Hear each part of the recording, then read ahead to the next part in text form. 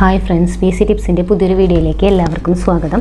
ഡിസംബറിൽ വരാനിരിക്കുന്ന 10th പ്രിലിമിനറിക്ക് വേണ്ടിയിട്ടുള്ള 50-day ടൈം ടേബിളാണ് നമ്മൾ ചെയ്തുകൊണ്ടിരിക്കുന്നത്. എക്സാമിന് മുന്നേ ആയിട്ട് സിലബസ് കവർ ചെയ്യണമെന്ന് ആഗ്രഹമുള്ളവർക്ക് നമ്മുടെ വീഡിയോസ് എല്ലാം തന്നെ ഫോളോ ചെയ്യാം. പ്ലേലിസ്റ്റിൻ്റെ ലിങ്ക് ഡിസ്ക്രിപ്ഷനിൽ കൊടുക്കുന്നതാണ്. അതേപോലെ തന്നെ ഇതിൻ്റെ എല്ലാം PDF-കൾ നമ്മൾ ടെലഗ്രാമിൽ അപ്ലോഡ് ചെയ്യുന്നുണ്ട്. അപ്പോൾ ടെലഗ്രാം ചാനലിൻ്റെ ലിങ്കും ഡിസ്ക്രിപ്ഷനിൽ കൊടുക്കാം. പിന്നെ അതുപോലെ തന്നെ കറണ്ട് അഫയേഴ്സിൻ്റെ പോൾസ് നമ്മൾ ഡെയിലി ടെലഗ്രാമിൽ 4-5 ക്വസ്റ്റ്യൻസ് ഡിസ്കസ് ചെയ്യുന്നുണ്ട്. വളരെ ഇമ്പോർട്ടൻ്റ് ആയിട്ടുള്ള ഏരിയയിൽ നിന്ന് ഉള്ള കറണ്ട് അഫയേഴ്സാണ് നമ്മൾ അതിലിടുന്നത്. അപ്പോൾ അത് പഠിക്കുകയാണെങ്കിൽ തന്നെ നിങ്ങൾക്ക് ആ ഏരിയയിൽ നിന്നുള്ള മാർക്ക് കിട്ടും. അപ്പോൾ ഇന്ന് നമ്മൾ എടുക്കുന്നത് ഇന്ത്യയിലെ ഊർജ്ജ മേഖലയിലെ പുരോഗതി എന്ന ഭാഗത്തു നിന്നുള്ള ക്വസ്റ്റ്യൻസ് ആണ്. പ്രീവിയസ് ആയിട്ട് PSC ചോദിച്ചിട്ടുള്ള ക്വസ്റ്റ്യൻസ് ഒക്കെ ഇതിൽ ഉൾപ്പെടുത്തിയിട്ടുണ്ട്. SCRT-യിലെ ഫാക്റ്റുകളും ഉൾപ്പെടുത്തിയിട്ടുണ്ട്. അപ്പോൾ വീഡിയോ ആദ്യമായിട്ട് കാണുന്നവരുണ്ടെങ്കിൽ ഒന്ന് സബ്സ്ക്രൈബ് ചെയ്ത് സപ്പോർട്ട് ചെയ്തേക്കുക. അപ്പോൾ നമുക്ക് വീഡിയോയിലേക്ക് പോകാം. ഓക്കെ, അപ്പോൾ ഇന്ത്യയിലെ ഏറ്റവും വലിയ ഊർജ്ജ സ്രോതസ് ഏതാണ്? താപവൈദ്യുത നിലയമാണ്. എന്നാൽ കേരളത്തിലാണെങ്കിലോ, കേരളത്തിൽ ജലത്തിൽ നിന്നാണ് ഏറ്റവും കൂടുതൽ വൈദ്യുതി ഉൽപ്പാദിപ്പിക്കുന്നത്. ഇന്ത്യയിലാണെങ്കിൽ ഏറ്റവും കൂടുതൽ വൈദ്യുതി ഉൽപ്പാദിപ്പിക്കുന്നത് താപോർജ്ജത്തിൽ നിന്നാണ്. ഇന്ത്യയിൽ താപോർജ്ജം, കേരളത്തിലാണെങ്കിൽ ജലത്തിൽ നിന്നുമാണ്.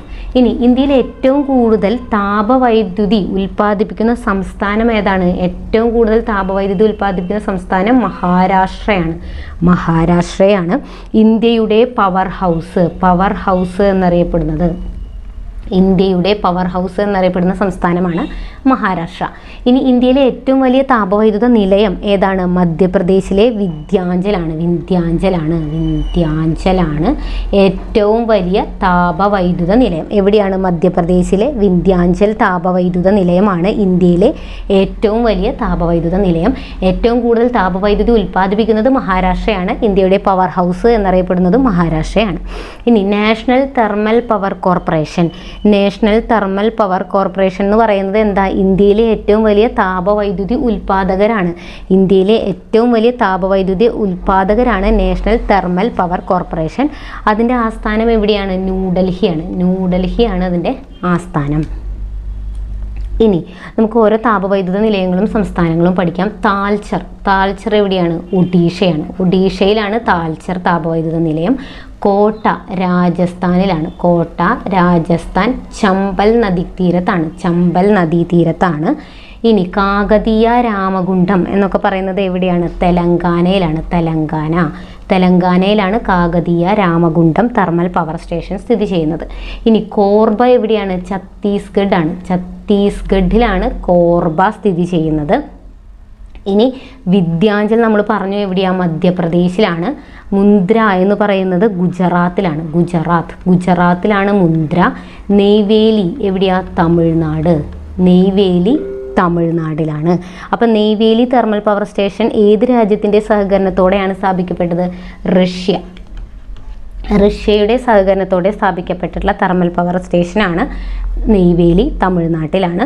താൽച്ചർ ഒഡീഷ, കോട്ട രാജസ്ഥാൻ, കാകതീയ രാമഗുണ്ടം എവിടെയാണ്? തെലങ്കാനയിലാണ്. കോർബ ഛത്തീസ്ഗഡിലാണ്. വിന്ധ്യാഞ്ചൽ മധ്യപ്രദേശ്, മുന്ദ്ര ഗുജറാത്തിലാണ്. നെയ്വേലി തമിഴ്നാടിലാണ്. ഇതെല്ലാം SCRT-യിലും കൂടെ ഉള്ളതാണ്, പഠിച്ചു വയ്ക്കുക. ഇനി കൽക്കരി, പെട്രോളിയം, അതുപോലെ തന്നെ പ്രകൃതിവാതകം, ഭൂഗർഭ ചൂടുനീരുറവ എന്നിവയൊക്കെ ഉപയോഗിക്കുന്ന താപവൈദ്യുത നിലയങ്ങളാണ് കൂടുതൽ ഇന്ത്യയിലുള്ളത്. ഇവയൊക്കെ ഇന്ധനമായിട്ട് ഉപയോഗിക്കുന്ന താപവൈദ്യുത നിലയങ്ങളാണ് കൂടുതലും ഇന്ത്യയിൽ കാണപ്പെടുന്നത്. അപ്പോൾ ഫോസിൽ ഇന്ധനങ്ങളാണ് കൂടുതലായിട്ടും താപവൈദ്യുത നിലയങ്ങളിൽ വൈദ്യുതി ഉൽപ്പാദിപ്പിക്കാനായിട്ട് ഉപയോഗിക്കുക. ഫോസിൽ ഇന്ധനങ്ങൾ, ഈ കൽക്കരി, പെട്രോളിയം, പ്രകൃതിവാതകം തുടങ്ങിയ ഫോസിൽ ഇന്ധനങ്ങളാണ് പ്രധാനമായിട്ടും താപവൈദ്യുത നിലയങ്ങളിൽ വൈദ്യുതി ഉൽപ്പാദിപ്പിക്കാനായിട്ട് ഉപയോഗിക്കുന്നത്. അപ്പോൾ കൽക്കരിയെ പറ്റിയിട്ട് ടെക്സ്റ്റിലുള്ള ഫാക്റ്റാണ്, ഒന്ന് പഠിച്ചു വയ്ക്കുക. ഇന്ത്യയിലെ മുഖ്യ താപോർജ്ജ സ്രോതസ്സാണ് കൽക്കരി. പ്രധാന വ്യാവസായിക ഇന്ധനമാണ് കൽക്കരി. അതേപോലെ ബിറ്റുമിനസ് വിഭാഗത്തിൽപ്പെട്ട ഇടത്തരം നിലവാരത്തിലുള്ള കൽക്കരിയാണ് ഇന്ത്യയിൽ കൂടുതലായും കാണപ്പെടുന്നത്. ഇതെന്നൊക്കെ ചോദിച്ചിട്ടുണ്ട് കേട്ടോ. ഇന്ത്യയിലെ മുഖ്യ താപോർജ്ജ സ്രോതസ് ഏതാ? കൽക്കരിയാണ്. പ്രധാന വ്യാവസായിക ഇന്ധനമാണ് കൽക്കരി. ബിറ്റുമിനസ് വിഭാഗത്തിൽപ്പെട്ട ഇടത്തരം നിലവാരത്തിലുള്ള കൽക്കരിയാണ് ഇന്ത്യയിൽ കൂടുതലായിട്ടും കാണപ്പെടുന്നത്. ഇനി പശ്ചിമ ബംഗാൾ, ജാർഖണ്ഡ്, ഒഡീഷ, ഛത്തീസ്ഗഡ് എന്നിവയാണ് പ്രധാന ഉൽപാദക സംസ്ഥാനങ്ങൾ. ജാർഖണ്ഡിലെ ഝാറിയാണ് ഇന്ത്യയിലെ ഏറ്റവും വലിയ കൽക്കരിപ്പാടം. ഒരുപാട് തവണ ചോദിച്ചിട്ടുള്ളതാണ് ജാർഖണ്ഡിലെ ഝാറിയാണ് ഇന്ത്യയിലെ ഏറ്റവും വലിയ കൽക്കരിപ്പാടം. ഇനി തമിഴ്നാട്ടിലെ നെയ്വേലിയിൽ ലിഗ്നൈറ്റ് എന്ന ഇന്ധനക്ഷമത കുറഞ്ഞ കൽക്കരി കാണപ്പെടുന്നു. ഓക്കെ, അപ്പം ലിഗ്നൈറ്റ് എന്ന ഇന്ധനക്ഷമത കുറഞ്ഞ കൽക്കരി എവിടെയാണ് കാണപ്പെടുക? തമിഴ്നാട്ടിലെ നെയ്വേലിയിലാണ്. ഇനി പെട്രോളിയം പ്രകൃതിവാതകം. റോഡ്, റെയിൽ, വ്യോമഗതാഗത മേഖലകൾക്ക് മുഖ്യ ഊർജ്ജ സ്രോതസ്സാണ് ഈ പെട്രോളിയം എന്ന് പറയുന്നത്. ഈ പെട്രോള്, ഡീസൽ തുടങ്ങിയ ഇന്ധനങ്ങൾ കൂടാതെ രാസവളങ്ങൾ, കൃത്രിമ റബ്ബർ, കൃത്രിമ നാര്, വാസലിൻ തുടങ്ങിയ വിവിധ തരം ഉൽപ്പന്നങ്ങൾ പെട്രോളിയത്തിൽ നിന്ന് വേർതിരിച്ചെടുക്കുന്നു. അപ്പോൾ ഈ ഉൽപ്പന്നങ്ങളൊക്കെ ഒന്ന് നോട്ട് ചെയ്ത് വെക്കുക. പിന്നെ മെയിൻ പോയിന്റ് ആണ് എന്ത്? ആസാമിലെ ദിഗ്ബോയിലാണ് ഇന്ത്യയിൽ ആദ്യമായിട്ട് പെട്രോളിയം ഖനനം ചെയ്തത്. പെട്രോളിയം ആദ്യമായി ഖനനം ചെയ്തത് ആസാമിലെ ദിഗ്ബോയ്. ഇനി ആസാം, ഗുജറാത്ത്, മഹാരാഷ്ട്ര എന്നിവയാണ് ഇന്ത്യയിലെ പെട്രോളിയം ഉൽപാദക സംസ്ഥാനങ്ങൾ. അപ്പോൾ ഇന്ത്യയിലെ പെട്രോളിയം ഉൽപാദക സംസ്ഥാനങ്ങൾ ഏതൊക്കെയാണ്? ഗുജറാത്ത്, മഹാരാഷ്ട്ര, ആസാം എന്നിവയൊക്കെയാണ്. ഇനി മഹാരാഷ്ട്രയിലെ മുംബൈ ഹൈ ആണ് ഇന്ത്യയിലെ ഏറ്റവും വലിയ എണ്ണപ്പാടം. അപ്പോൾ ഈ 2 പോയിന്റ് വളരെ ഇമ്പോർട്ടൻ്റ് ആണ്. ഇന്ത്യയിൽ ആദ്യമായിട്ട് പെട്രോളിയം ഖനനം ചെയ്തത് ആസാമിലെ ദിഗ്ബോയിലാണ്. ഇന്ത്യയിലെ ഏറ്റവും വലിയ എണ്ണപ്പാടം എവിടെയാണ്? മഹാരാഷ്ട്രയിലെ മുംബൈ ഹൈ ആണ്. അതും കൂടെ ഓർത്തിരിക്കുക. ഇനി പെട്രോളിയം ഖനനത്തോടൊപ്പം ലഭിക്കുന്ന ഇന്ധനമാണ് എന്ത്? പ്രകൃതിവാതകം എന്ന് പറയുന്നത്. ചിലയിടങ്ങളിൽ പ്രകൃതിവാതക നിക്ഷേപങ്ങൾ മാത്രമായിട്ടും കാണപ്പെടാറുണ്ട്. അതെവിടെയൊക്കെയാണ്? തമിഴ്നാട്, ആന്ധ്രാപ്രദേശ്. അപ്പോൾ പ്രകൃതിവാതകം ലഭിക്കുന്നത് പെട്രോളിയം ഖനനത്തോടൊപ്പം ലഭിക്കുന്ന ഇന്ധനമാണ് പ്രകൃതിവാതകം എന്നുള്ളത് നോട്ട് ചെയ്ത് വെക്കുക. ഇനി നമ്മുടെ ആണവ വൈദ്യുതി. അപ്പോൾ താപവൈദ്യുത നിലയങ്ങളെ പറ്റി നമ്മൾ കുറച്ച് പഠിച്ചു. ഇനി നമുക്ക് പഠിക്കേണ്ടത് ആണവ വൈദ്യുതിയാണ്. ആണവ വൈദ്യുതി. അപ്പോൾ ഏറ്റവും കൂടുതൽ ആണവ നിലയങ്ങളുള്ള സംസ്ഥാനം ഏതാ? തമിഴ്നാടാണ്. ഏറ്റവും കൂടുതൽ ആണവ നിലയങ്ങളുള്ള സംസ്ഥാനം തമിഴ്നാടാണ്. ഇന്ത്യയിലെ ആണവ വൈദ്യുതി നിലയങ്ങളെ നിയന്ത്രിക്കുന്നത് ആരാണ്?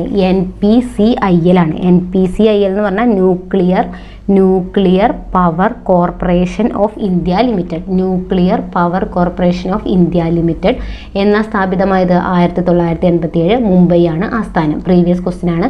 ഇന്ത്യയിലെ ആണവ വൈദ്യുതി നിലയങ്ങളെ നിയന്ത്രിക്കുന്നത് nuclear power corporation of India limited ആണ്. 1987 സ്ഥാപിതമായത്. മുംബൈ ആണ് അതിൻ്റെ ആസ്ഥാനം എന്ന് പറയുന്നത്. ഓക്കെ. അപ്പോൾ ഇനി ഇന്ത്യയിലെ ആണവ ഗവേഷണ നിലയം. ഇന്ത്യയിലെ ആദ്യത്തെ ആണവ ഗവേഷണ നിലയം ഏതാണ്? Bhabha atomic research centre. ബാർക്കാണ്. ഭാഭ അറ്റോമിക് റിസർച്ച് സെൻറ്റർ ആണ് ഇന്ത്യയിലെ ആദ്യ ആണവ ഗവേഷണ നിലയം. Bhabha atomic research centre. അപ്പോൾ ഈ ബാർക്ക് മുമ്പ് അറിയപ്പെട്ടിരുന്നത് അറ്റോമിക് എനർജി എസ്റ്റാബ്ലിഷ്മെൻ്റ് എന്നായിരുന്നു. Atomic energy establishment. അപ്പോൾ ഇതിൻ്റെ ആദ്യത്തെ ചെയർമാനാണ് ആര്? ഹോമി ജെ ഭാഭ. ഇത് സ്ഥാപിച്ച വർഷം, ഇത് നിലവിൽ വന്നത് 1954 ട്രോംബെയിലാണ്. ട്രോംബെയിലാണിത് നിലവിൽ വന്നത്. ആസ്ഥാനം എവിടെ? ട്രോംബെയിലാണ്. ആദ്യ ചെയർമാൻ ആരായിരുന്നു? ഹോമി ജെ ഭാഭയായിരുന്നു ആദ്യ ചെയർമാൻ. ഇനി അറ്റോമിക് എനർജി കമ്മീഷൻ എന്ന നിലവിൽ വന്നേ? Atomic energy commission 1948 atomic energy commission നിലവിൽ വന്നത്. ആണവോർജ വകുപ്പ് നിലവിൽ വന്നത് 1954 മുംബൈയിലാണ്. 1954 മുംബൈയിലാണ് ആണവോർജ വകുപ്പ് നിലവിൽ വന്നത്. അറ്റോമിക് എനർജി കമ്മീഷൻ നിലവിൽ വന്നത് 1948. ഇനി Tata institute of fundamental research സ്ഥാപിതമായത് 1945. 1945 Tata institute of fundamental research. അതിൻ്റെ ഡയറക്ടർ ആരെന്നെയായിരുന്നു? ഹോമി ജെ ഭാഭയായിരുന്നു. ഇനി ഇന്ത്യയിലെ ആദ്യത്തെ ആണവ വൈദ്യുത നിലയം താരാപൂർ ആണ്. താരാപൂർ എവിടെയാണ്? മഹാരാഷ്ട്രയിലെ താരാപൂർ ആണ് ഇന്ത്യയിലെ ആദ്യത്തെ ആണവ വൈദ്യുത നിലയം. ആദ്യത്തെ ആണവ റിയാക്ടർ. ഇന്ത്യയിലെ ആദ്യത്തെ ആണവ റിയാക്ടർ ഏതാണ്? അപ്സരയാണ്. ഇന്ത്യയിലെ ആദ്യത്തെ ആണവ റിയാക്ടർ അപ്സരയാണ്. അപ്സര എവിടെയാണ്? ട്രോംബെയാണ്. ആദ്യത്തെ ആണവ റിയാക്ടർ അപ്സരയാണ്. അപ്സര ട്രോംബെ. ഇനി ഇന്ത്യയിലെ ആദ്യത്തെ ഫാസ്റ്റ് ബ്രീഡർ ആണവ റിയാക്ടർ എവിടെയാണ്? കാമിനിയാണ്. കൽപ്പാക്കം. തമിഴ്നാട്. കൽപ്പാക്കം തമിഴ്നാടാണ്. കൽപ്പാക്കമാണ്. ഇനി കൂടംകുളം ആണവ നിലയം സ്ഥിതി ചെയ്യുന്നത് തിരുനെൽവേലി തമിഴ്നാടാണ്. കൂടംകുളം എവിടെയാണ്? തമിഴ്നാട്ടിലെ തിരുനെൽവേലി ജില്ലയിലെ ഇടന്തിക്കര ഗ്രാമത്തിലാണ്. തിരുനെൽവേലി ജില്ലയിലാണ്. തമിഴ്നാട്ടിലെ തിരുനെൽവേലി ജില്ലയിലാണ്. ഈ കൂടംകുളം ആണവ നിലയം നിർമ്മിക്കാനായിട്ട് ഇന്ത്യയെ സഹായിച്ചിട്ടുള്ള രാജ്യം ചോദിച്ചിട്ടുള്ളതാണ്. റഷ്യയാണ്. സഹായിച്ച രാജ്യം റഷ്യയാണ്. ഈ കൂടംകുളം ആണവ നിലയത്തിനെതിരെ പോരാടിയിട്ടുള്ള സമരനായകൻ സമരനായകൻ ആരാണ്? SP ഉദയകുമാറാണ്. സമരനായകൻ SP ഉദയകുമാറാണ്. ഇതിനെതിരായിട്ട് പോരാടിയിട്ടുള്ള സമരനായകനാണ് SP ഉദയകുമാർ. ഇതെവിടെയാണ്? തമിഴ്നാട്ടിലെ തിരുനെൽവേലി ജില്ലയിലാണ്. റഷ്യയാണ് ഇതിന് സഹായം തന്നിട്ടുള്ള രാജ്യം. ഇനി ജയ്ദപൂർ ആണവ നിലയം എവിടെയാണ് സ്ഥിതി ചെയ്യുന്നത്? മഹാരാഷ്ട്രയിലാണ്. മഹാരാഷ്ട്രയിലാണ് ജയ്ദപൂർ ആണവ നിലയം സ്ഥിതി ചെയ്യുന്നത്. ഫ്രാൻസിൻ്റെ സഹായത്തോടെയാണ് നിർമ്മിച്ചിട്ടുള്ളത്. ഫ്രാൻസ് ഇതിന് പിന്നിൽ സഹായിച്ച രാജ്യം ഏതാ? ഫ്രാൻസ് ആണ്. ഫ്രാൻസിൻ്റെ സഹായത്തോടെ ഇന്ത്യയിൽ നിർമ്മിച്ചിട്ടുള്ള ആണവ നിലയമാണ് ഇത് ജയ്ദപൂർ എന്ന് പറയുന്നത്. ഇനി താരാപൂർ എവിടെയാണെന്ന് നമ്മൾ പറഞ്ഞു? മഹാരാഷ്ട്രയിലാണ്. ഈ താരാപൂർ ആണവ നിലയത്തിൽ ഉപയോഗിക്കുന്ന ഇന്ധനം, ഇതിലുപയോഗിക്കുന്ന ഇന്ധനം ഏതാ? ഇന്ധനം യുറേനിയമാണ്. യുറേനിയമാണ് ഇവിടെ ഉപയോഗിക്കുന്ന ഇന്ധനം. ഇനി റാവത്ത് ഭട്ട സ്ഥിതി ചെയ്യുന്നത് രാജസ്ഥാനിലാണ്. ഇതൊക്കെ ചോദിച്ചിട്ടുള്ളതാണ്. രാജസ്ഥാൻ. കൽപ്പാക്കം നമുക്കറിയാം എവിടെയാണ്? തമിഴ്നാടാണ്. നറോറ ഉത്തർപ്രദേശാണ്. കക്രപ്പാറ എവിടെയാണ്? കക്രപ്പാറ ഗുജറാത്തിലാണ്. കൈഗ കർണാടകയിലുമാണ് സ്ഥിതി ചെയ്യുന്നത്. അപ്പോൾ ഇത്രയും ആണവ വൈദ്യുത നിലയങ്ങൾ SCERTയിലും കൂടി ഉള്ളതാണ്, പഠിച്ചു വയ്ക്കുക. ഇനി ഇന്ത്യയുടെ ആദ്യത്തെ ആണവ പരീക്ഷണം നടന്നത് 1974 മെയ് 18-നാണ്. 1974 മെയ് 18-ലാണ്. എവിടെയാ? രാജസ്ഥാനിലെ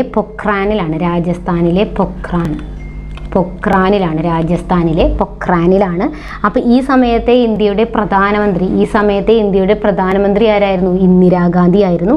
അതിൻ്റെ രഹസ്യനാമം ഈ ആണവ പരീക്ഷണത്തിന് കൊടുത്തിട്ടുണ്ടായിരുന്ന രഹസ്യനാമമാണ് ബുദ്ധൻ ചിരിക്കുന്നു എന്ന് പറയുന്ന നാമം. ഇനി ഇന്ത്യയുടെ ആദ്യ ആണവ പരീക്ഷണത്തിന് നേതൃത്വം നൽകിയ ശാസ്ത്രജ്ഞനാണ് ഡോക്ടർ രാജാരാമണ്ണയാണ്. അപ്പോൾ ഇന്ത്യയുടെ ആദ്യത്തെ ആണവ പരീക്ഷണം ഇതൊക്കെ ചോദിച്ചിട്ടുള്ളതാണ്. 1974 മെയ് 18-നാണ്. രാജസ്ഥാനിലെ പൊക്രാനിലാണ്. ആ സമയത്തെ പ്രധാനമന്ത്രി ഇന്ദിരാഗാന്ധി ആയിരുന്നു. അതിൻ്റെ രഹസ്യനാമം ബുദ്ധൻ ചിരിക്കുന്നു എന്നുള്ളതാണ്.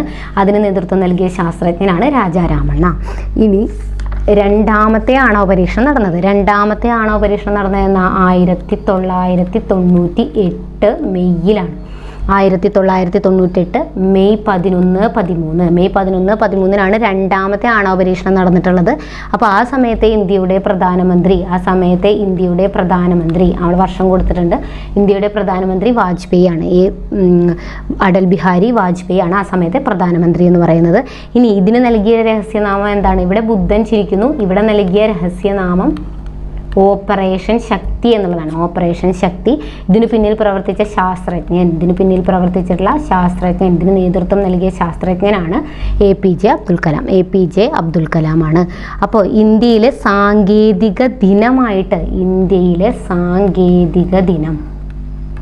സാങ്കേതിക ദിനമായി ആചരിക്കാൻ തുടങ്ങിയത് മെയ് 11-ആണ്. ഈ മെയ് 11-ആണ് സാങ്കേതിക ദിനമായിട്ട് ആചരിക്കാൻ തുടങ്ങിയത്. അപ്പോൾ രണ്ടാമത്തെ ആണവ പരീക്ഷണം 1998-ലാണ്. വാജ്പേയി ആയിരുന്ന സമയത്തെ പ്രധാനമന്ത്രി. അതിന് പിന്നിൽ നേതൃത്വം നൽകിയ ശാസ്ത്രജ്ഞനാണ് APJ അബ്ദുൽ കലാം. പിന്നെ ഓപ്പറേഷൻ ശക്തി എന്നുള്ളതായിരുന്നു അതിൻ്റെ രഹസ്യനാമം എന്ന് പറയുന്നത്. ഇത്രയും ഓർത്തു വയ്ക്കാം. ഇനി ജിയോതെർമൽ ഊർജം ഉൽപ്പാദിപ്പിക്കുന്നത്. ഇത് പ്രീവിയസ് ആയിട്ട് ചോദിച്ചിട്ടുള്ളതാണ്. ഇതിൽ ചോദിച്ചിട്ടുള്ളത് മണികരൻ ചോദിച്ചിട്ടുള്ളതാണ്. അപ്പോൾ ജിയോതെർമലിൻ്റെ പഠിച്ചു വയ്ക്കണം. ജിയോതെർമൽ എനർജി ഭൗമതാപോർജ്ജമാണ്. ഭൂമിയുടെ അന്തർഭാഗത്തു നിന്ന് കിട്ടുന്നത്. അപ്പോൾ ഈ ജിയോതെർമൽ ഊർജ്ജം ഉൽപ്പാദിപ്പിക്കുന്നത് എവിടെയൊക്കെയാണ്? പുഗാവാലിയിലുണ്ട്. ഇന്ത്യയിലെ പ്രദേശങ്ങളാണ് പുഗാവാലി, ലഡാക്ക്, കാവി ഗുജറാത്ത്. ഇനി അതുപോലെ തന്നെ ഛത്തീസ്ഗഡിലെ തത്തപ്പാനിയുമുണ്ട്. അപ്പോൾ ഇത് ഓർത്ത് വയ്ക്കുക. പുഗാവാലി, ലഡാക്ക്, കാവി, ഗുജറാത്ത്. അതേപോലെ ചോദിച്ചിട്ടുള്ളതാണ് മണികരൻ എവിടെയാണ് എന്നുള്ളത് ചോദിച്ചിട്ടുണ്ട്. ചൂട് നീരുറവയിൽ നിന്ന് വൈദ്യുതി ഉൽപ്പാദിപ്പിക്കുന്ന ഇന്ത്യയിലെ ആദ്യത്തെ കേന്ദ്രമായിരുന്നു മണികരൻ. എവിടെയാണ്? ഹിമാചൽ പ്രദേശിലാണ്. മണികരൻ സ്ഥിതി ചെയ്യുന്നത് ഹിമാചൽ പ്രദേശിലാണ്. അപ്പോൾ അതൊന്ന് നോട്ട് ചെയ്ത് വെക്കാം. ഇനി ഇന്ത്യയിലെ ജലവൈദ്യുത പറ്റിയിട്ട് പറയുന്നത് ഇന്ത്യയുടെ ആദ്യത്തെ മേജർ ജലവൈദ്യുത പദ്ധതി ശിവസമുദ്രമാണ്. ശിവസമുദ്രം എവിടെയാണ്? കർണാടകയിലെ കാവേരി നദി എവിടെയാണ്? കർണാടകയാണ്. ചോദിച്ചിട്ടുള്ളതാണ് കാവേരി നദി, കർണാടക. ഇനി സ്വതന്ത്ര ഇന്ത്യയിലെ ആദ്യ വിവിധോദ്ദേശ പദ്ധതി ഏതാണ്? സ്വതന്ത്ര ഇന്ത്യയിലെ ആദ്യ വിവിധോദ്ദേശ ജലവൈദ്യുത പദ്ധതിയാണ് ദാമോദർ വാലി. സ്വതന്ത്ര ഇന്ത്യയിലെ ദാമോദർ വാലിയാണ്. ഇനി ഇന്ത്യയിലെ ഏറ്റവും വലിയ വിവിധോദ്ദേശ പദ്ധതി, ഇത് സ്വതന്ത്ര ഇന്ത്യയിലെ ആദ്യത്തെ വിവിധോദ്ദേശ പദ്ധതിയാണ്. ഇനി ഇന്ത്യയിലെ ഏറ്റവും വലുത്, ഇന്ത്യയിലെ വലിയ വിവിധോദ്ദേശ പദ്ധതി ഏതാണെന്ന് ചോദിച്ചു കഴിഞ്ഞാൽ ബക്രാനങ്കലാണ്. ബക്രാനങ്കലാണ് ഇന്ത്യയിലെ വലിയ വിവിധോദ്ദേശ പദ്ധതി. ആദ്യത്തെ ദാമോദർ വാലിയാണ്. വലുത് ബക്രാനങ്കലാണ്. ഇനി ഇന്ത്യയിലെ ഏറ്റവും വലിയ അണക്കെട്ട് ഏതാണ്? ബക്രാനങ്കലാണ്. സത്ലജ് നദിയിലാണ്. ബക്രാനങ്കൽ സത്ലജ് നദിയിലാണ്. അപ്പോൾ ഇന്ത്യയിലെ രണ്ടാമത്തെ വലുത് ഏതാണ്? ഇന്ത്യയിലെ ഏറ്റവും വലുതാണ് ബക്രാനങ്കൽ. ഇന്ത്യയിലെ രണ്ടാമത്തെ വലിയ അണക്കെട്ടാണ് സർദാർ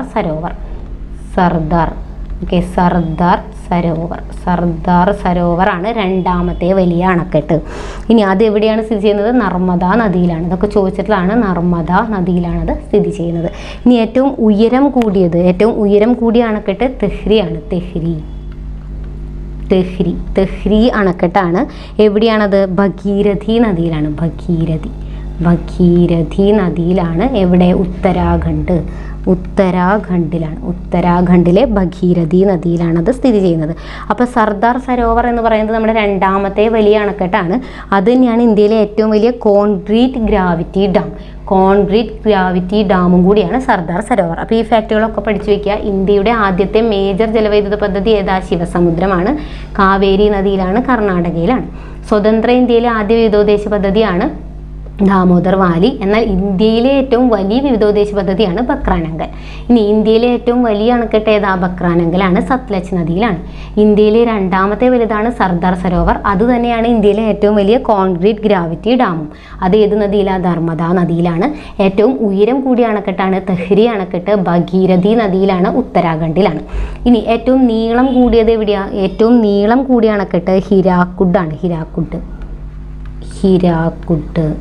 ഹിരാക്കുഡ് അണക്കെട്ടാണ്. അതെവിടെയാണ്? ഒഡീഷയിലെ മഹാനദിയിലാണ് സ്ഥിതി ചെയ്യുന്നത്. മഹാനദി ഒഡീഷയിലാണത് സ്ഥിതി ചെയ്യുന്നത്. അപ്പം നീളം കൂടിയത്, ഉയരം കൂടിയത്, ഏറ്റവും വലുത് പഠിച്ചു വയ്ക്കുക. നീളം കൂടിയത് ഹിരാക്കുഡാണ്. മഹാനദി ഒഡീഷയിലാണ് സ്ഥിതി ചെയ്യുന്നത്. ഇനി അലമാട്ടി, നാഗാർജുന, ഇതൊക്കെ ചോദിച്ചിട്ടുള്ളതാണ്. അലമാട്ടി അണക്കെട്ടും നാഗാർജുന സാഗർ അണക്കെട്ടും സ്ഥിതി ചെയ്യുന്നത് കൃഷ്ണ നദിയിലാണ്. ചോദിച്ചിട്ടുണ്ട്. കൃഷ്ണ നദിയിലാണ് അലമാട്ടി അണക്കെട്ടും നാഗാർജുന സാഗർ അണക്കെട്ടും സ്ഥിതി ചെയ്യുന്നത്. ഇനി പോങ് അണക്കെട്ട് സ്ഥിതി ചെയ്യുന്നത് ഹിമാചൽ പ്രദേശിലാണ്, ബിയാസ് നദി. ബിയാസ് നദിയിലാണ് പോങ് അണക്കെട്ട് സ്ഥിതി ചെയ്യുന്നത്. എവിടെയാണ്? ബിയാസ്, ഹിമാചൽ പ്രദേശ്. ഇനി ശ്രീശൈലം എവിടെയാണ്? ജമ്മു കാശ്മീർ. ശ്രീശൈലം ആന്ധ്രാപ്രദേശ്, തെലങ്കാനയിലാണ്. കൃഷ്ണ നദി എവിടെയാണ്? ആന്ധ്രാപ്രദേശ്, തെലങ്കാനയിലാണ് ശ്രീശൈലം ഉള്ളത്. ഉറിയാണ് ജമ്മു കാശ്മീർ. ജലം നദിയിലാണ്. എവിടെയാണ്? ജമ്മു കാശ്മീരാണ് ഉറി ജലവൈദ്യുത നിലയം സ്ഥിതി ചെയ്യുന്നത്. അതേപോലെ തന്നെ നമുക്ക് പറയുന്നതാണ് കൊയ്ന അണക്കെട്ട് മഹാരാഷ്ട്രയിലാണ്.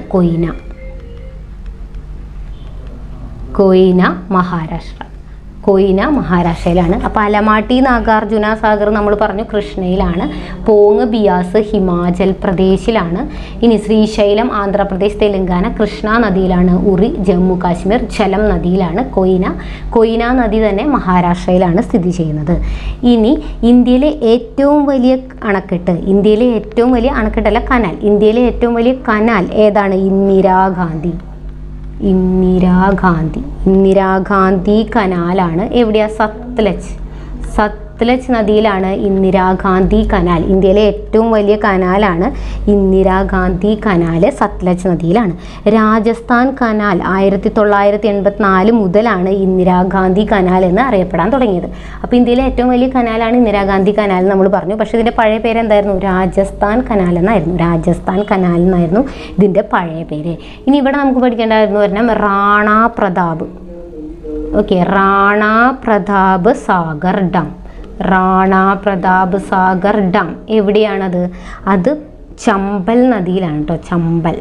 ചമ്പൽ നദി. റാണാ പ്രതാപ് ചമ്പൽ നദിയിലാണെന്നുള്ളത് ഓർത്തിരിക്കുക. എന്നാൽ മഹാറാണാ പ്രതാപ് സാഗർ മഹാറാണ പ്രതാപ് സാഗർ ഡാം. അതിനെ നമ്മൾ പറയുന്ന പേരാണ് എന്ത്? ഈ പോങ് ഡാമിൻ്റെ മറ്റൊരു പേരാണ്. പോങ് ഡാമിൻ്റെ മറ്റൊരു പേരാണ് മഹാറാണ പ്രതാപ് സാഗർ ഡാം. അത് എവിടെയാണ്? ബിയാസ് നദിയിലാണ്. അപ്പോൾ ഇത് രണ്ടൊന്ന് ഓർത്തിരിക്കുക, മഹാറാണ പ്രതാപും റാണാ പ്രതാപും. അപ്പോൾ കൊയ്ന നദിയുടെ കാര്യങ്ങൾ നമ്മൾ പറഞ്ഞു. ഇന്ത്യയിലെ ഏറ്റവും വലിയ കനാലാണ് ഇന്ദിരാഗാന്ധി കനാൽ, സത്ലജ് നദിയിലുമാണ്. ഓക്കെ, അപ്പോൾ ഇത്രയും കാര്യങ്ങളാണ് നമുക്ക് ഊർജ്ജ മേഖലയിലെ പുരോഗതിയെ പറ്റി പഠിക്കാനുള്ളത്. അപ്പോൾ ഇതിൽ പാരമ്പര്യേതര പരമ്പരാഗത ഊർജ്ജ സ്രോതസ്സുകൾ അതൊക്കെ ഉണ്ട്. അത് നമുക്ക് ഫിസിക്സിലും ഉണ്ട് അതേ ടോപ്പിക്ക്, ഊർജ്ജവും അതിൻ്റെ പരിവർത്തനം എന്നൊക്കെ പറഞ്ഞിട്ട്. അപ്പോൾ നമ്മൾ ഓൾറെഡി അവിടെ ഡിസ്കസ് ചെയ്യുന്നതാണ് ആ കാര്യങ്ങൾ. അപ്പോൾ അതുകൊണ്ടാണ് ഇതിൽ ഉൾപ്പെടുത്താത്തത്. ഇതിൽ ഇന്ത്യയുമായി ബന്ധപ്പെട്ടുള്ള കാര്യങ്ങൾ മാത്രമേ ഉൾപ്പെടുത്തിയിട്ടുള്ളൂ. അപ്പോൾ കുറച്ച് പോയിന്റ്സ് മാത്രമേ ഉള്ളൂ, എല്ലാം പ്രീവിയസ് ക്വസ്റ്റ്യൻസ് ആണ്. അപ്പോൾ എല്ലാ പോയിന്റ്സും ഇടാതെ പഠിക്കുക. വീഡിയോ ഇഷ്ടപ്പെട്ടാൽ ലൈക്ക് ചെയ്യാനും ഷെയർ ചെയ്യാനും സബ്സ്ക്രൈബ് ചെയ്യാനും മറക്കരുത്. താങ്ക്